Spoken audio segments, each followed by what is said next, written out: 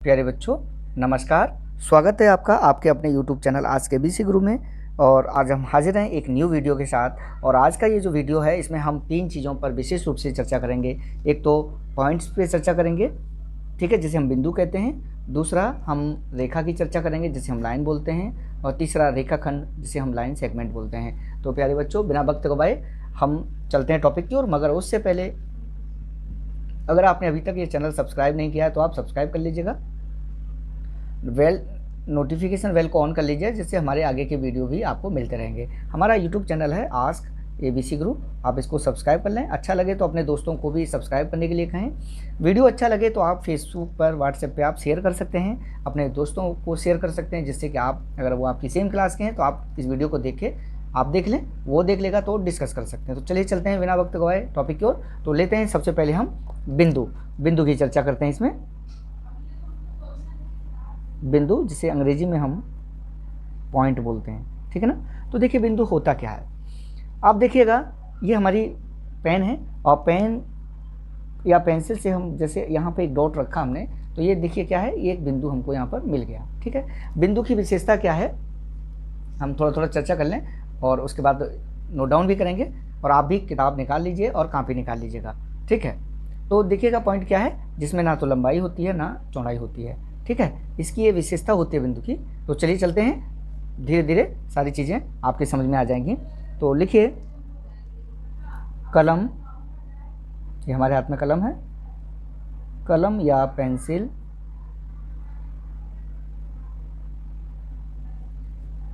की नोक को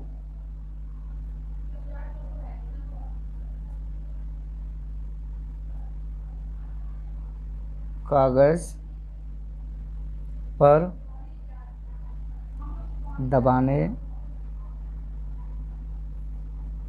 ऑब्लिक रखने, ठीक है, मतलब रखते हैं हम इसको, रखने से जो निशान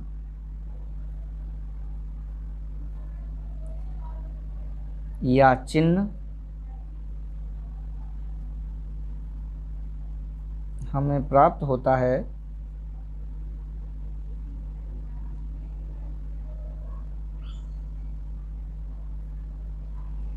उसे हम बिंदु कहते हैं,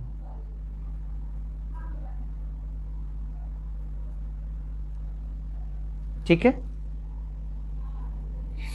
अर्थ, या आप इसको और दूसरे तरीके से कह दीजिएगा कि यह समतल में, ये मान लीजिए हमारा पेज क्या है, एक समतल है, तो यह समतल में एक स्थिति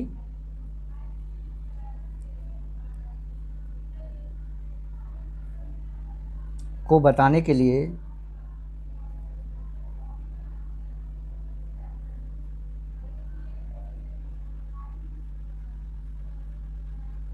सूक्ष्म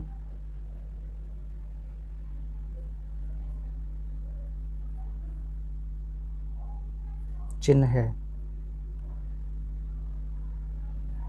जिसकी लंबाई व चौड़ाई नहीं होती,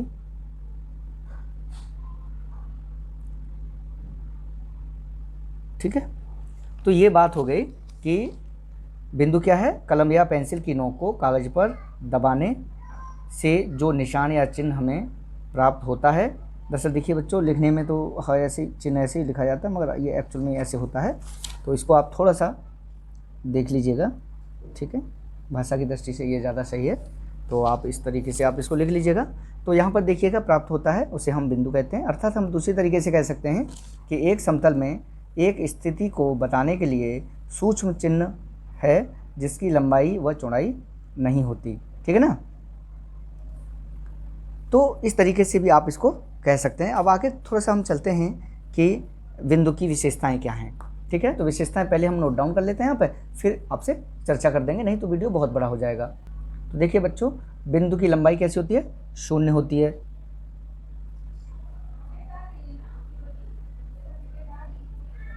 ठीक है। यहाँ पर देखेंगे कि एक्चुअल में ये जो बिंदु है ये शून्य तो नहीं होता, मगर ये मेजरमेंट में नहीं आता, तो इसको हम क्या मान लेते हैं, नगण्य मान लेते हैं। क्या मान लेते हैं इसको, नगण्य। जो शून्य है ये एक्चुअल में नगण्य मान लेते हैं, तो वो एक्चुअल में शून्य हो जाता है, तो ये शून्य होती है। ठीक है, आगे चलते हैं। बिंदु की चौड़ाई भी शून्य होती है। दूसरा है, आप मेरे साथ लिखते जाइए, बिंदु की चौड़ाई कैसी होती है, ये भी शून्य होती है। और बिंदु का क्षेत्रफल जो है, आप इसको भी लिख लीजिए, ये भी शून्य होगा। जब लंबाई चौड़ाई शून्य होगी तो क्षेत्रफल भी शून्य हो जाएगा। क्षेत्रफल भी क्या होता है, शून्य होता है। जब क्षेत्रफल शून्य होगा तो आयतन भी बिंदु का क्या हो जाएगा, बिंदु का आयतन शून्य होता है। ठीक है ना, तो इस तरीके से देखिएगा। आगे हम थोड़ा सा चलते हैं। बिंदु की विमाएं भी शून्य होती हैं।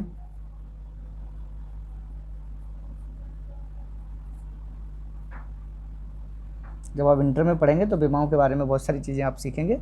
विमाएं क्या होती हैं, शून्य होती हैं। ठीक है, तो अब देखिएगा कि अब हम बात करते हैं कि ज्यामिति में बिंदु का क्या महत्व है। इसकी हम चर्चा इस वीडियो में कर लेते हैं। ठीक है ना, तो काफ़ी चीज़ें आपकी क्लियर हो जाएंगी। तो चलिए हेडिंग लिख लीजिए, ज्यामिति में बिंदु का महत्व। बेटा, ज्यामिति में बिंदु का महत्व। ठीक है, आप जितना भी बताया जा रहा है आप इसको याद कर लेंगे तो काफ़ी चीज़ें आपकी जीवन भर के लिए ये काम आ जाएंगी। ठीक है ना, छोटी छोटी बारीकियां हैं ये, जो कभी इंटरव्यू में भी पूछी जाती हैं। देखिए, बिंदु के बिना,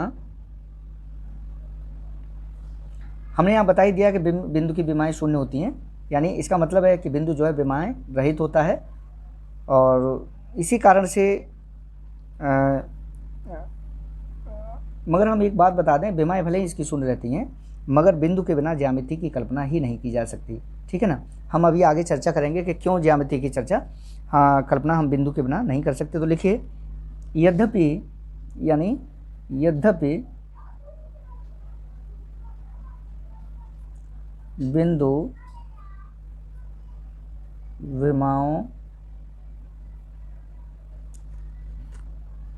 रहित होता है,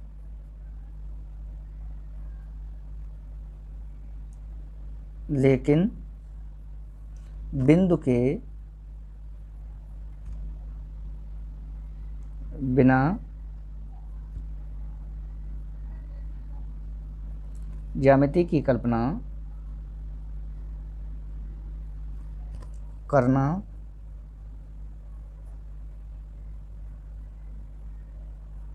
असंभव है। अतः ज्यामिति में बिंदु का महत्व सर्वाधिक है। अतः हम कह सकते हैं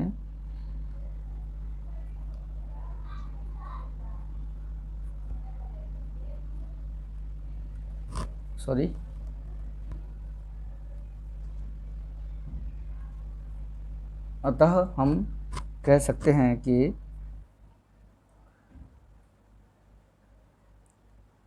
ज्यामिति का प्रारंभ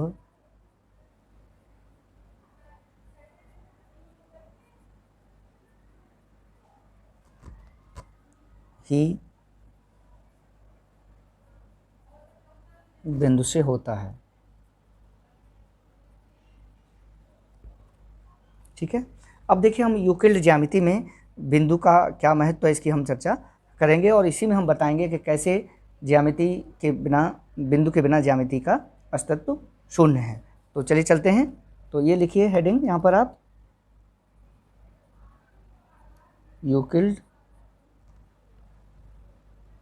यूक्लिडियन ज्यामिति में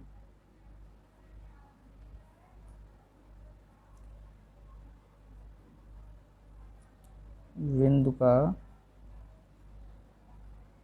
निर्धारण। ठीक है,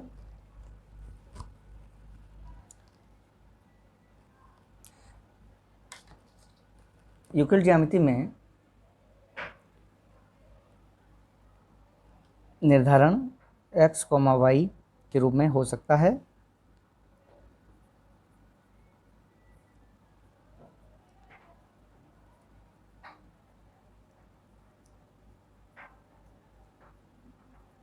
जहां x और y अक्षों को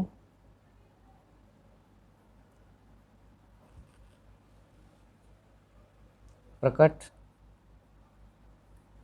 करते हैं।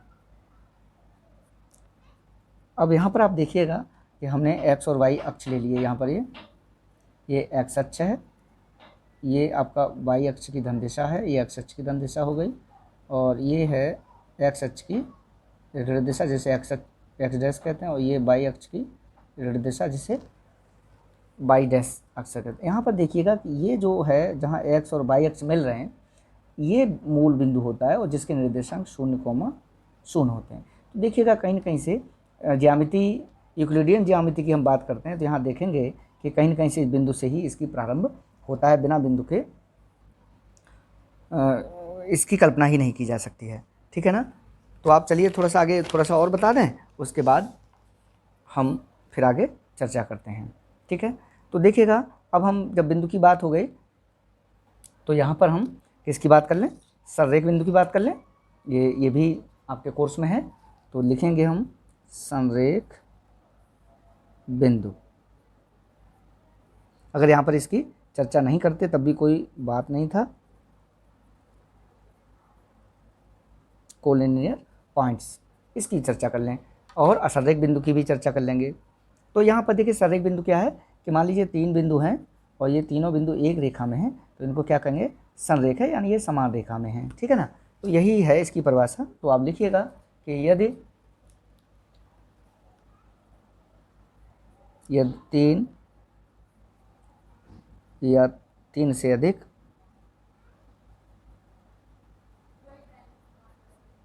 अधिक बिंदु एक ही रेखा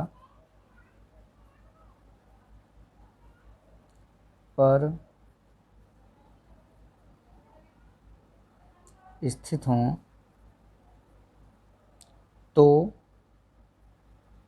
वे संरेख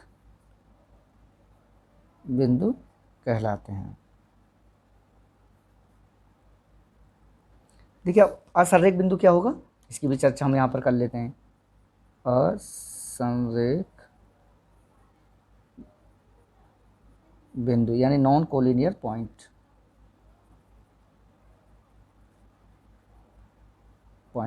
ठीक है ना।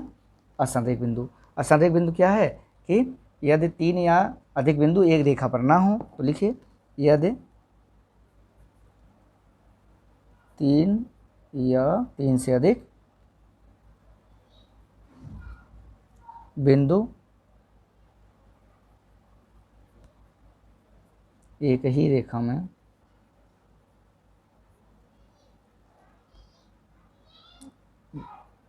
न हो तो वे असंरेख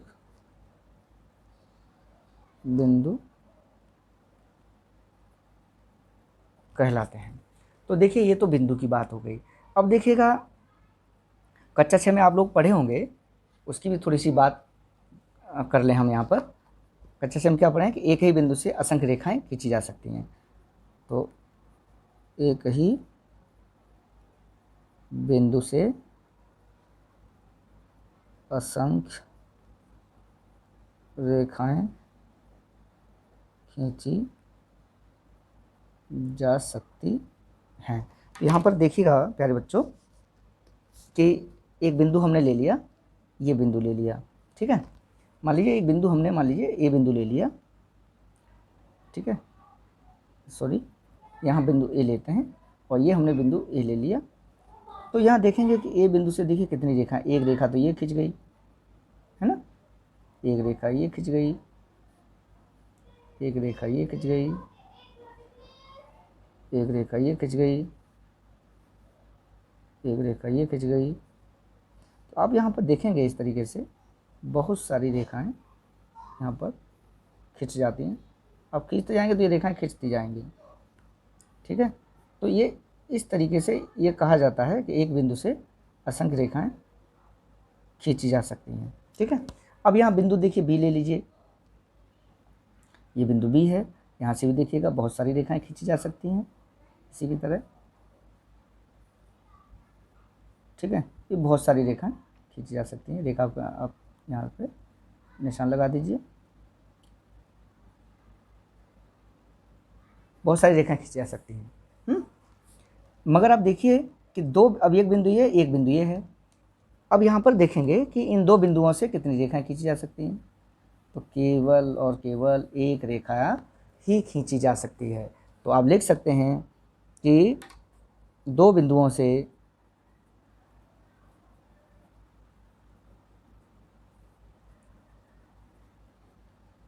केवल एक ही रेखा खींची जा सकती है।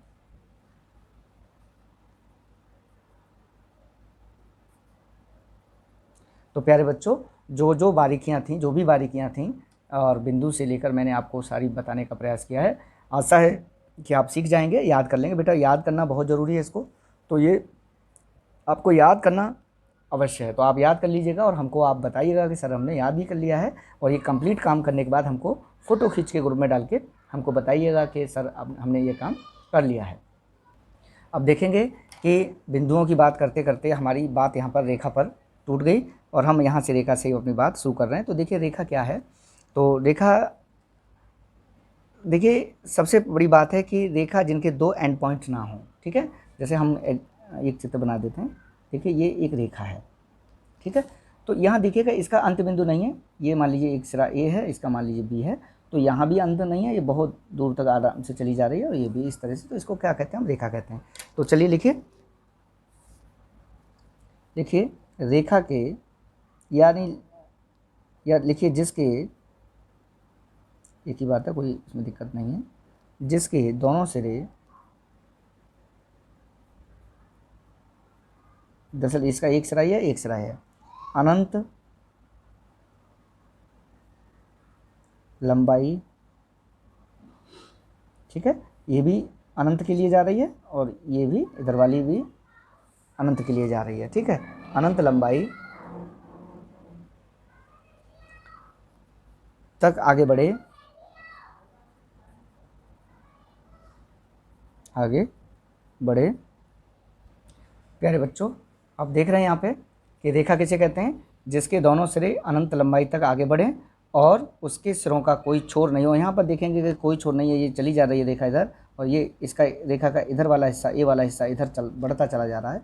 तो इसका कोई छोर नहीं है, तो क्या कहलाएगी, रेखा कहलाएगी, ठीक है। तो हम इसको रेखा को ए बी हमने मान लीजिए लिख दिया यहाँ पे।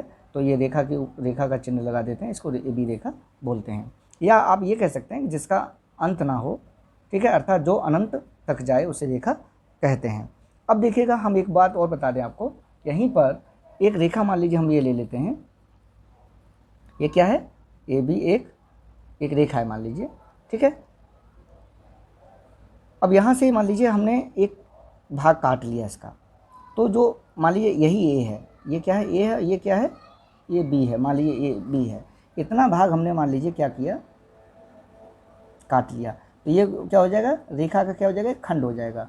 रेखा का क्या हो जाएगा, खंड। इसी को हम रेखा खंड कह देते हैं। तो चलिए प्यारे बच्चों, अभी हम इस वीडियो में रेखा खंड की भी चर्चा करने वाले हैं। आप बने रहिए हमारे साथ। प्यारे बच्चों, रेखाखंड की डेफिनेशन देखिए यहाँ पर लिखी हुई है। रेखाखंड दो बिंदुओं के बीच खींची गई रेखा क्या कहलाती है, रेखा खंड कहलाती है। जैसे मान लीजिए एक बिंदु हमारा ए है और ये बिंदु हमारा बी है, इन दोनों को मिला देंगे तो क्या हो जाएगा, ये रेखाखंड ए बी हो जाएगा। हम इसको देखिए इस तरह से इसको कह सकते हैं, रेखाखंड ए बी, ठीक है। हमने दूसरी बात आपको ये भी बताई थी कि मान लीजिए कोई एक रेखा है, ये रेखा है, इसमें से ए बी सेगमेंट काट लें, एक भाग काट लें ये भी, तो ये भी रेखाखंड ही हो जाएगा। तो ये एक्चुअल में ये जो रेखाखंड है ये यही है। ठीक है, तो आप आसानी से इसको समझ गए होंगे। तो चलिए चलते हैं, अब हम रेखाओं के प्रकार की भी चर्चा यहाँ पर कर लेते हैं। तो अच्छा लग रहा है ना, रेखा के प्रकार लिख लीजिए। रेखा के प्रकार देखिएगा, रेखा के 5 प्रकार हम अब तक जानते हैं, और भी प्रकार हैं, और भी प्रकार आप जानते हो और तो आप हमको बताइएगा। वैसे यहाँ पर हम 5 ही प्रकार की चर्चा करेंगे। ठीक है, तो 5 प्रकारों में पहला प्रकार है ऊर्ध्वाधर रेखा।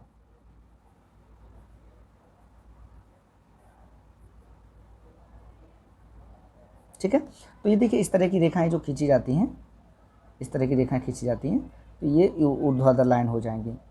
ठीक है, ठीक है, अब हम यहाँ पर ये तीर का चिन्ह नहीं लेंगे, तो अब ये ऊर्ध्वाधर लाइन हो जाएंगी इस तरह की।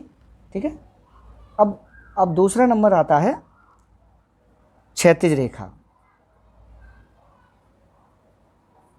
क्षैतिज रेखा देखिए प्यारे बच्चों, ऊर्ध्वाधर लाइन को हम बता दें आपको, ये वर्टिकल लाइन होती है, इसको वर्टिकल लाइन भी कहते हैं।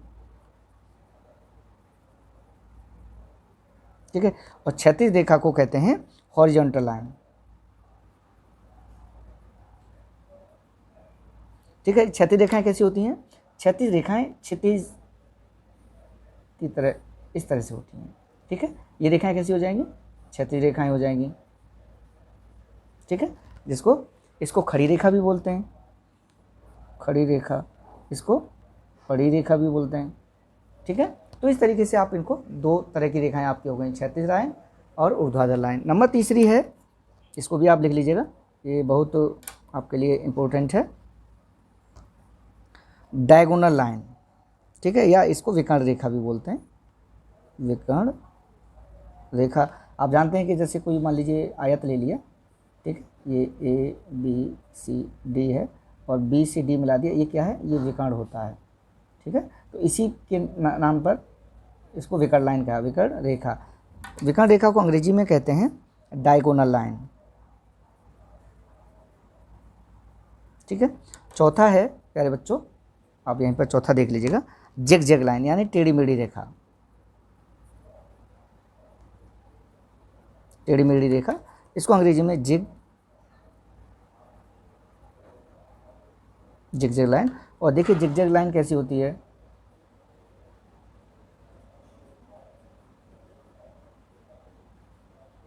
इस तरह की लाइन जो होती है वो क्या होती है? जिगजैग लाइन होती है। तो ये भी बात आप समझ गए होंगे। और फिफ्थ होती है, 5वां नंबर, वक्र रेखा। जो वृत्त होता है, वृत्त क्या होता है? वो वक्र रेखा ही होता है, कर्व्ड लाइन। तो जो वृत्त होता है, यहाँ पे देखिए क्या है, ये वृत्त है, ये बिंदु ओ है, ये त्रिज्या आर है, ये क्या है? वृत्त है। और तो ये जो रेखा है ये क्या है? कर्व लाइन है। ठीक है ना, तो इस तरीके से ये 5 लाइन के प्रकार हो गए। तो मुझे आशा है कि आप ये अच्छे से समझे होंगे। इसका नेक्स्ट वाला पार्ट है जो हम अगले वीडियो में आपको बताएंगे। तो प्यारे बच्चों, वीडियो अच्छा लगे तो लाइक अवश्य करिएगा। आप लोग लाइक करने में कंजूसी करते हैं और मुनेश सर को लाइक करने से कोई पैसा नहीं मिलता है, मगर हाँ आप लाइक करते हैं। देखिए आपके लाइक से ही मुझे पता लगता है कि मेरा वीडियो कैसा है। ठीक है, तो अगर आप लाइक करेंगे तो मुझे बहुत अच्छा लगेगा। और अगर कोई आपका कुछ प्रश्न है, कोई कुछ पूछना चाहते हैं या कोई सुझाव है, तो आप मुझे इसी वीडियो के नीचे देखिएगा, कमेंट करके मुझे आप बता सकते हैं। कोई कुछ क्वेरी है तो पूछ सकते हैं। अभी तक आपने ये लाइक नहीं किया तो प्लीज़ लाइक कर दीजिएगा। चैनल को सब्सक्राइब कर लीजिएगा अगर आप नए हैं और सब्सक्राइब नहीं किया है तो। वीडियो अच्छा लगे तो शेयर करिएगा। चलिए मिलते हैं नेक्स्ट वीडियो के साथ। आपका दिन शुभ हो।